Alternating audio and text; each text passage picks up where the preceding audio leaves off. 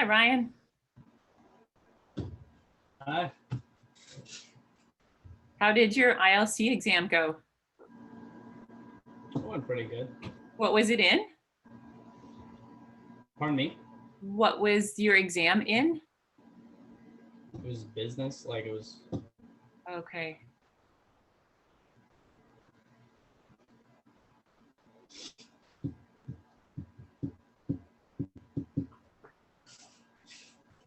So I am at North Campus this morning, not in a washroom, just so we're clear.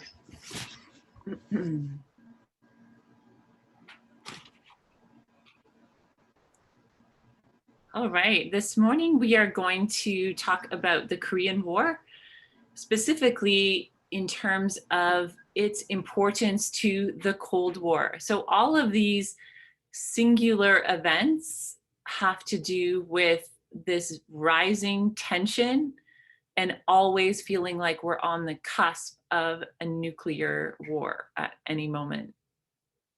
So if you want to turn in your notebooks to the handouts on the Korean War, we're going to be filling those in.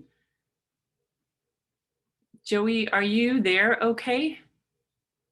I just don't see you. Okay, do you mind just turning here? Here you go. And Han looks like he's having a bit of trouble with his internet connection, but he's popping in and out. So I'm going to share my screen. Hopefully you will be able to see this. And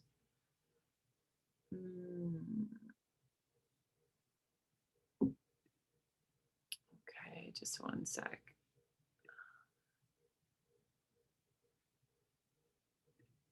Is this the last thing we'll need to know for the exam? This is the second last thing that we will need to know. So tomorrow is your last independent block, and that will be the last new information. And you guys now have your exam schedule. So you know history. Sorry, I'm just talking and trying to get the screen that I need. You know that history is the 21st, right?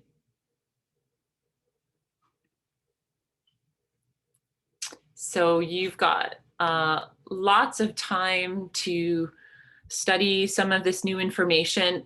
And just so you know, in terms of the weight and how much of this new information is represented on the exam, this is the smallest section because it has been the smallest section in our learning together. So there will be a couple of dates in your timeline that you are putting significant events in order. So I have created the exam and I know exactly what's on it. So there are a couple of dates from this Cold War section. So you will need to know, does the Korean War come before Cuban Missile Crisis or after? And I'm sorry, we're covering these a little bit out of order because of your independent blocks and because of what I want to cover in person in our seminar. So we're shuffling that around a wee bit in this Cold War period because of the things that I wanted to cover together. So I'm going to just launch into our discussion of the Korean War. And if you have some questions about your exam, we can deal with that after or in a private Zoom or a separate Zoom call about that. So you have pages in your binder that correspond with the Korean War, and you're just going to be filling those in as we go through the slides here. Okay, so really important to notice that before World War II, Korea had been occupied by the Chinese and the Japanese. Okay, so even before World War II, Korea had been divided. And so the northern part of Korea had been controlled by the Chinese, and the southern part of Korea had been controlled by the Japanese.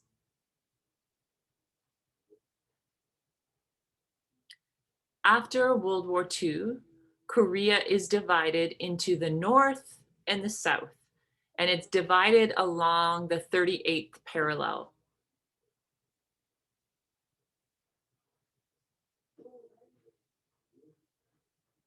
So just those lines of latitude that run along the earth, the invisible lines that we've created to help us make sense and divide things up, it divides right along the 38th parallel. So after the war, the South aligns with the US and the North aligns with Russia.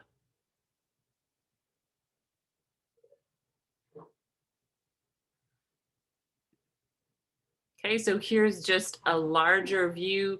We've got Russia up here. US is way, way over here to the west. And this is Korea. So we can see how prior to World War II, it seemed almost natural that China would control the part that connects to China and Japan controlled the southern part.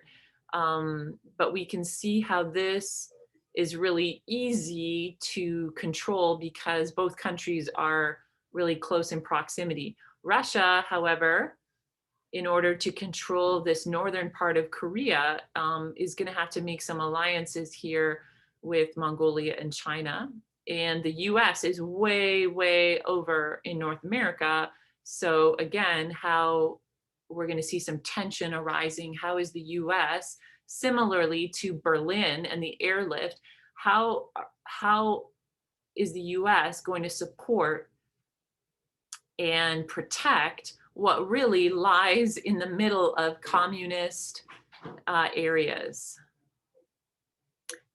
Hi, Sen, welcome. We're just jumping in with war in Korea. You have some notes in your package that correspond with this. So we'll just keep going here. Okay, so again, just a couple more maps for our geography map-oriented people. So we just remember this northern areas, pro-Russia, southern area, pro-American, pro-democracy, pro-communism, pro-Russia up here, and the 38th parallel divides.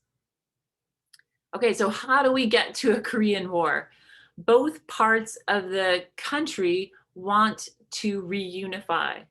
That's really important for us to understand. Koreans themselves want a united Korea. They want the whole nation under their own control. So we talk about they want their own sovereignty. Just as Canada did not want to any longer be just a colony of Britain, wanted to be able to make their own decisions, Koreans want Korea to, at this time, especially, want just Korea to be united and them to be able as Koreans to make their own decisions. However, after World War II, we see this division. So the North gets divided as communist and the South gets divided as democratic under the US. The US, of course, wants the whole country to be democratic, and no surprise here, Russia or the USSR wants the whole country to be communist. Anyone see the writing on the wall that this may create some tension?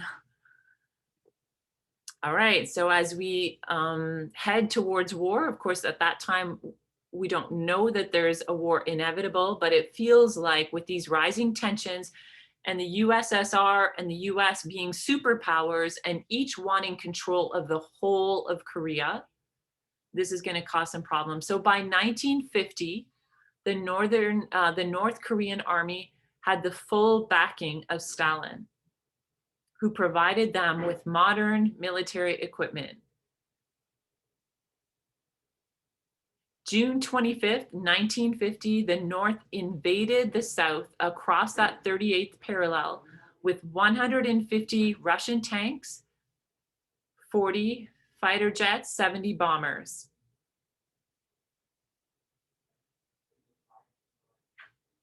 So you're not going to need to know these numbers, things like this, for your exam. What you will need to know is kind of the proportions.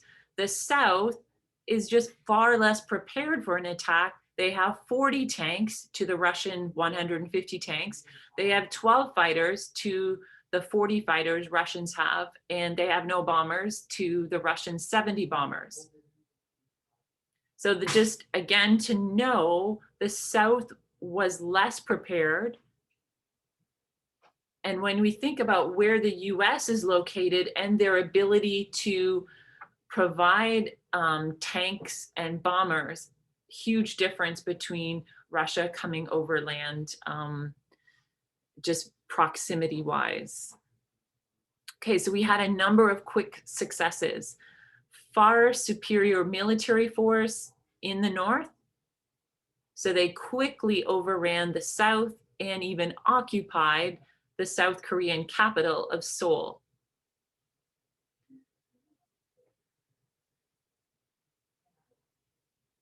So for a little while, it looks like the war is over and Korea would be reunified. So there would be no divide and it would all be communist. The whole country would be unified. For a while, that's what it looks like. But at the last moment, the US, with the support of the UN, intervened and counterattacked.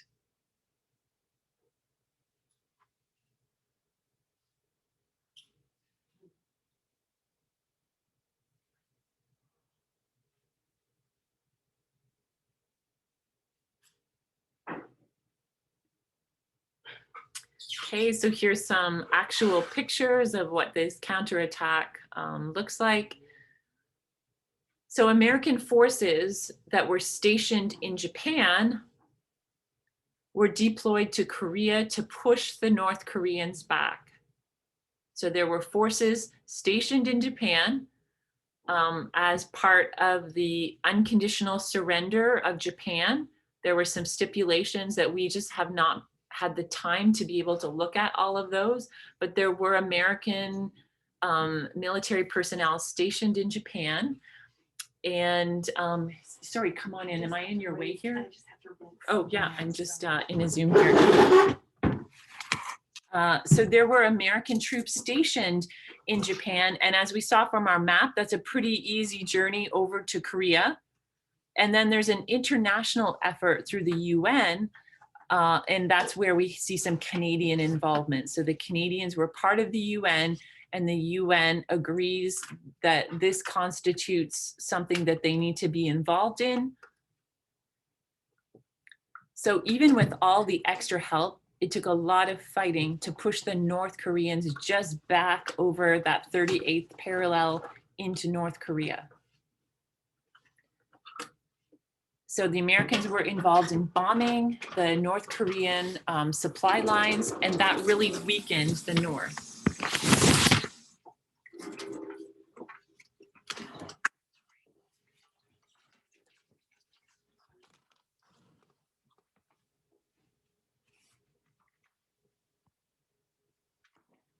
So here's some examples of bombing those supply lines.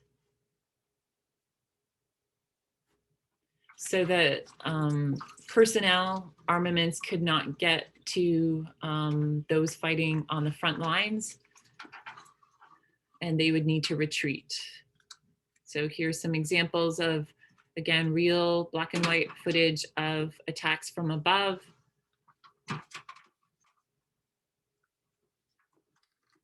Attack from the water.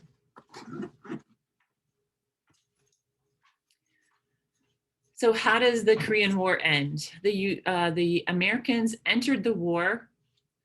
There was little territory change because of a military stalemate. Note, stalemate is a term you'll want to know. What does stalemate mean? We looked at this in World War I, but we haven't talked a ton about it since. What is a stalemate? When neither side is gaining ground and they're just kind of both sitting in their respective areas, not doing anything. Exactly. Yeah, so that's a great working definition of what does a stalemate mean. So peace negotiations last 2 years. It takes 2 years to come to a peace agreement between the sides. And there's kind of a stalemate while that's happening. So finally, both sides agree to reestablish the 38th parallel as the boundary. with the addition of a demilitarized zone along the 38th parallel, so that there would be a strip of land where there could be no weapons, there could be nothing to do with one side or the other, readying or being prepared for war along that strip of land. So it's demilitarized. No landmines, no barbed wire, nothing in that zone. So here's an example of what that looks like.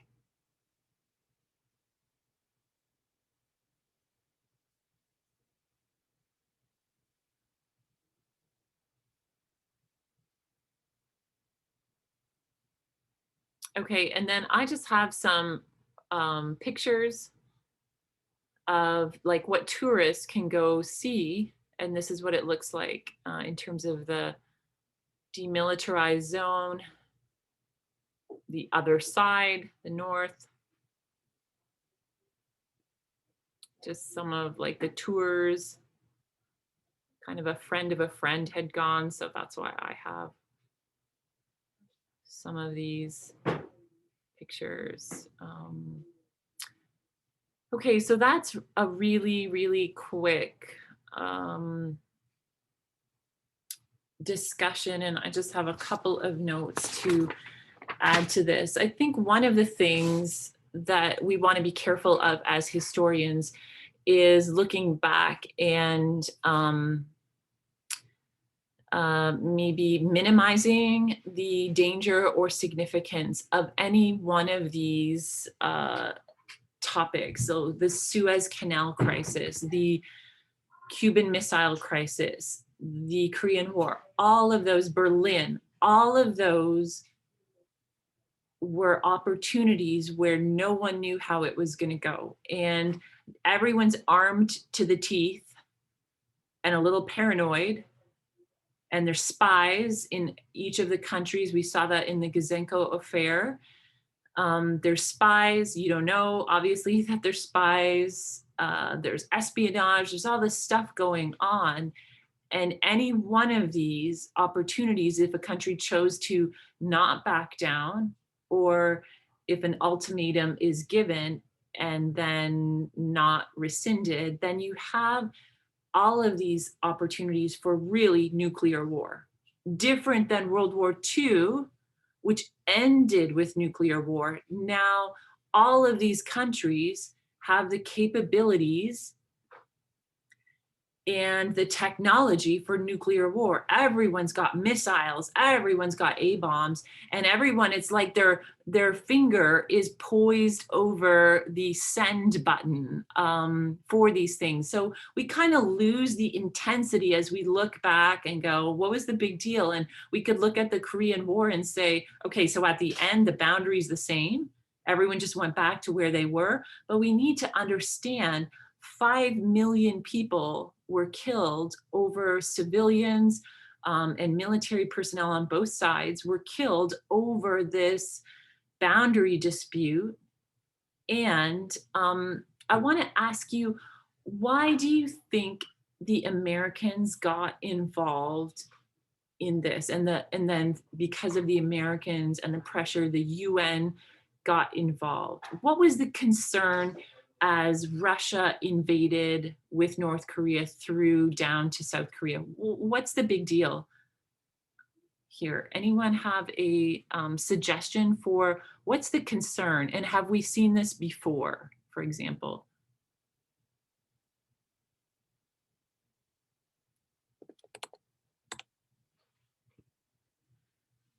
The potential start of another world war. Okay, for sure. So we see some patterns of either imperialism in World War I, this expansion and this saying, you're really German or you're really Austria-Hungary people, and we're just gonna reunite you. And we see that for sure in World War II, Hitler systematically through the 1930s saying, you're really a part of us. You belong with Germany. And these countries saying, like, kind of digging their heels in, going, no, we're our own country. We're not a part of, we're not German by ethnicity. So I think part of the concern with Korea, because we look at it, it's so small, it's so far from the United States. Like, what is the deal? I think it's this sense that if they take Korea, they will take other and be unstoppable. So it's kind of like drawing a firm line in the sand. If you give them an inch, they'll take a mile, that kind of idea. They're sort of paranoid, based with, rightfully so, based on World War II and how the League of Nations allowed Hitler, okay, you can have Czechoslovakia, but that's the last one, right? Oh, Austria, okay, they're kind of German anyway. All right, for sure, this is the last one, right? We had that happening. So I think everyone was just sort of a little paranoid, a little cautious that if you gave in to Russia and Stalin with Korea, they would, like, what's next? What are they eyeing up that's going to be next? So there was that. We can look at it and say, like, I don't understand the big deal.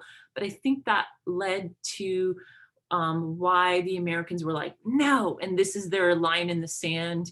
And this is where they kind of put the ultimatum, like, you withdraw or we're coming in.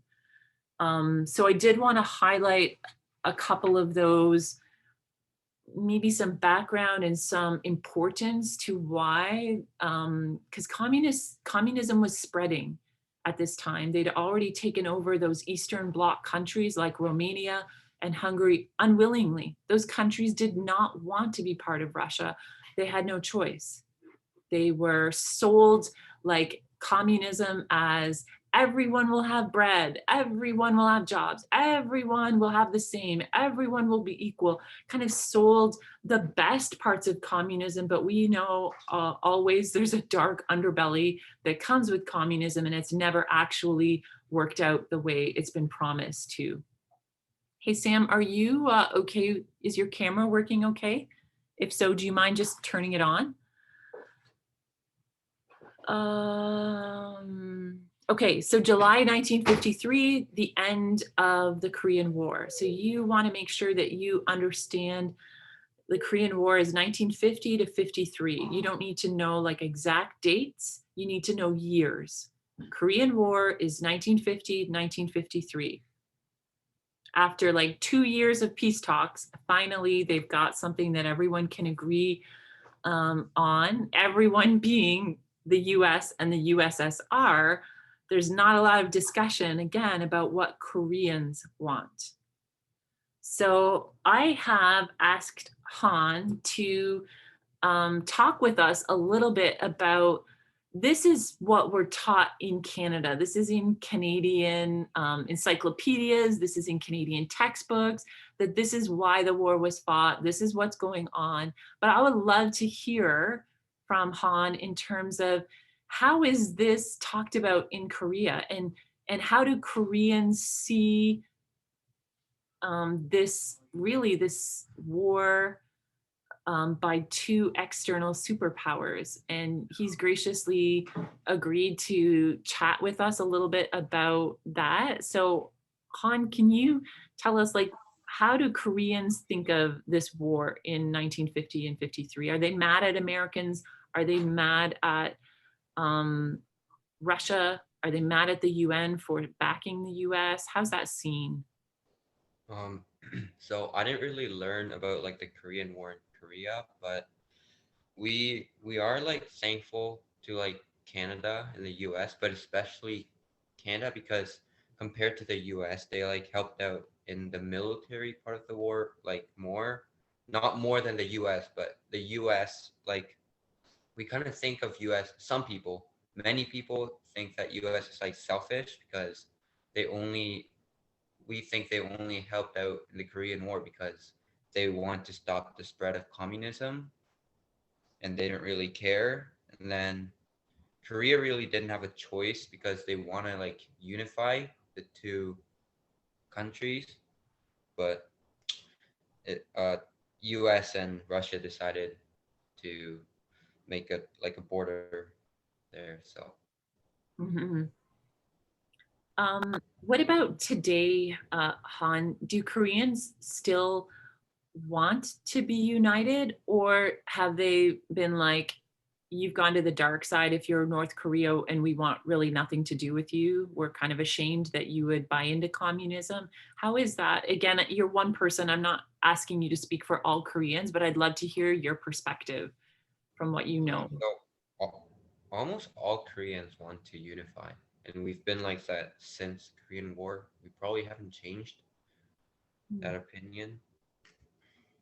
So what do you feel like is preventing Korean unification? If Koreans themselves want to be unified, have they not been allowed to make their own decisions? Or at this point, would it mean war with North Korea and they don't want to kill their own in a way? I mean, the U.S. and the Russia made the border, so they have like they can decide what they want to do. So we don't really have a. I mean, we can like the U.S. and the Russia know that we want to do it, but like I don't know, the U.S. and Russia just doesn't want to, I guess. Is that, do you think for economic reasons? Like, is the US profiting from, like, is South Korea a bit like a colony for them? Like, yeah, I just think it's really sad if, just seeing other countries like throw off colonialism, like Canada kind of said to Britain, we don't want to be your colony anymore. We want the freedom to make our own decisions. And India did that. Like, lots of countries have done that. And I'm just wondering why the UN doesn't see Korea as being able to make its own decisions, that it kind of like needs a big brother to, or a parent to say, no, you're not ready yet. Like, I don't know. Anyone else want to jump in on what they know or their perspective on this?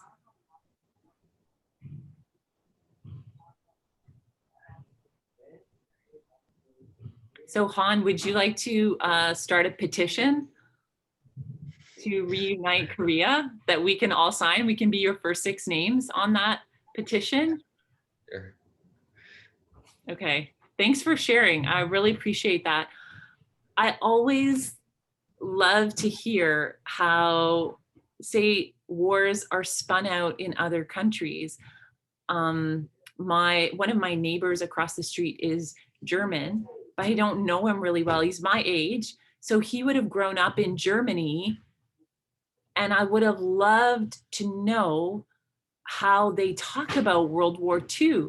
Like, how can you even frame that as a German person? Like, we temporarily lost our minds. We were so close to being victorious.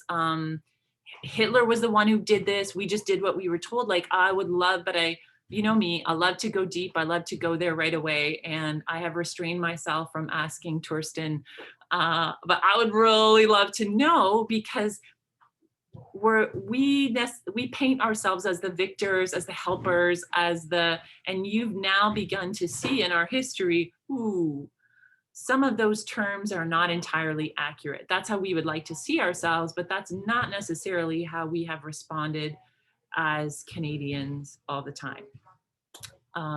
Just side note to that, is sort of a segue to that. You guys been following the discovery in Kamloops residential school of those roughly 215 bodies? Probably seen some of that in the news and heard a bit about that. Yeah, so again, I think we have a bit better context for that, having studied residential schools. It's not to say that all of those kids were beaten to death, or like just even how disease would be spread more easily where people are packed together more tightly. It's just sort of science. We saw that in ghettos. Like, disease wiped out a ton of Jews in ghettos because they were packed together like no human should be. They were not given medical assistance, like no one called the doctor for them. And I think we saw some of that pattern in residential schools as well. So hopefully this gives us a context for understanding how traumatizing this would be again to the Aboriginal community and the Indigenous community. And I hope that we can, as believers, pray for them and also be part of moving forward. And I don't even know what that looks like or how that is. We talked a little bit about what each one of us thought maybe steps forward might be, but just, I didn't want to gloss over that. That's something that's happening in real time right now in Canada. And I know we already talked about it, but we just see again, it doesn't seem to ever go away. It's pretty fresh still.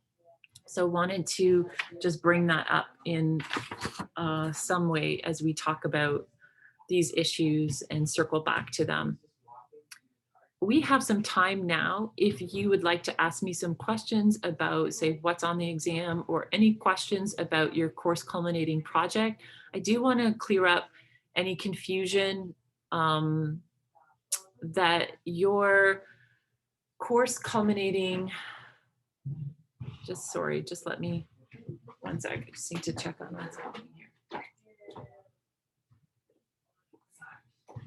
So your course culminating project in history ideally is in something like a shoebox or a cool old cookie tin or something that you've distressed to make a leather satchel, like, but it has to be like smallish because I have to bring these home with me to evaluate. Again, ideally what's in there, you don't need back.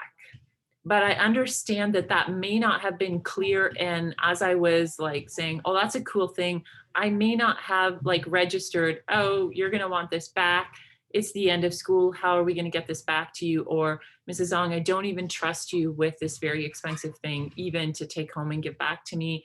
It's not even mine, maybe. So I recognize our first go through this course, that was not made perfectly clear. I get it. So if you have something expensive that you need back, just take a picture of it. I would have loved to hold it, to use the binoculars, Ryan, maybe use the lighter, Han. No, I'm just joking. I don't even know how, like my thumb doesn't even work that way. I'm just such a nerd. So if you can't submit the physical item, take a really good picture of it, print the picture, and put it in. Again, it can be on paper, it doesn't need to be photo quality paper, but the better job you do on this, the better your mark is. I think that's pretty well established common sense. So I do need those physical items. Contrast that with your satire project. I do not need physical items. I just need you, because those are things like videos and pictures, like commercials that you've redone. So that is all just happening EDSB. Your history project is happening with live hard copies. Any questions about this? So sorry, if we want the items or things back, we have to take a good picture of it and submit the picture? If you want them back, just write me a note that you want them back. If they're expensive, and they are $200 items, I don't really want to be responsible for those. Okay. But do write, because I love to keep things to show other students, this is amazing and this is what I'm expecting. But if you put time and effort and you want your item back, I get it. So if it's not expensive, but you still want it back, just write me a sticky note that says, I want this back, or I want this like box back, Mrs. Ong. If you're like, take it, have it, I never want to see this again, write me a note that says, take it, have it, I never want to see this again. Okay. And then do we have to include like the significance and the paragraphs and whatever, or sorry, do we need to include the plans? Like the World War II artifact page with the little box, do you want that and the write-up of its significance, or just the significance? Just your finished write-up. The plan is hopefully was getting you started and organizing you, and that's just your good copy is what you submit. Okay. Okay, any questions about your exam that I can help figure out now that I have made it? It's taken 8 hours of my life, and I have done that joyfully, knowing It's worth it. That is a lie. So you have events. I can tell you, you have events that you need to put in order. So we'll talk more about this next Monday in our seminar. That will be our last seminar, and it will just be about your exam. Tomorrow is your last day of exploring Cold War events. Use some time over the weekend to start studying, maybe for English, since English comes first, but don't blow off the weekend just because you don't necessarily have work assigned for, maybe you're working on your culminating still, or maybe you can devote some time to studying for English. Those things are up on EDSB. Happy to talk with you specifically though about short answer, long answer. So there's two options for your longer answer. It's not an essay like English. It's kind of shorter, but it's a couple paragraphs. English is a 5-paragraph essay you will be writing on the spot, and we'll talk more about that Monday. Okay, questions? All right, look at me. We're done early. Aren't you so proud of me? I bet you are. So that's it. I'm going to end the seminar. Joey wanted to show me something. So you stay on, Joey, and everyone else. See you later.